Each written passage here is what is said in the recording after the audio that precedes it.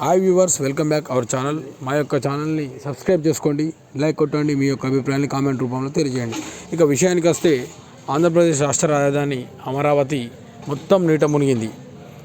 దాని పక్కనే ఉన్న సిటీ విజయవాడ కూడా పూర్తిగా నీట మునిగి ప్రజలు తీవ్ర అవస్థలకు గురవుతున్నారు. రాష్ట్ర రాజధాని అమరావతి మునగడంపై వైఎస్ఆర్సీపీ మరియు ప్రజలు కూడా చాలా అసహనం వ్యక్తం చేస్తున్నారు.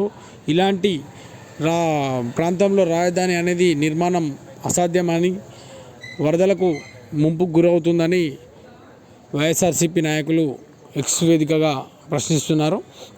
అయితే ఈ కృష్ణా ఒడ్డున ఉన్న కరకట్ట వైపు ఉన్న చంద్రబాబు నివాసంలో కూడా పూర్తి స్థాయిలో నీళ్లు వచ్చినట్టు సమాచారం.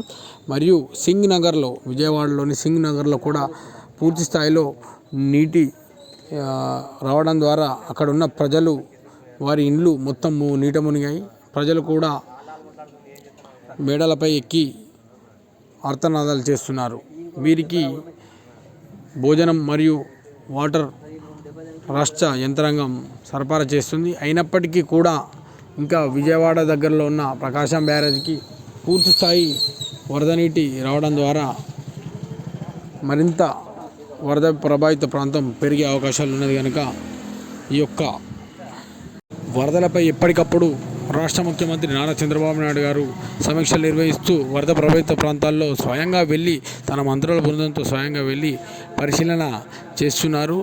మరి బాధితులకు అండగా ఉంటూ ఆహార పొట్నాలు మరియు వాటర్ బిస్కెట్లు అందిస్తున్నాడు. అధికార యంత్రాంగం కూడా నిన్న రాత్రి నుండే బాధితులతో ఉండి స్వయాన ఒక ముఖ్యమంత్రి వెళ్ళడం చాలా అరుదైన విషయం.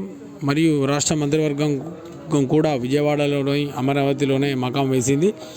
ఇక విషయానికి వస్తే ఇంకా కృష్ణమ్మ ఇంకా మరింత పైనుండి వచ్చే వరదల నుండి ఇంకా మరింత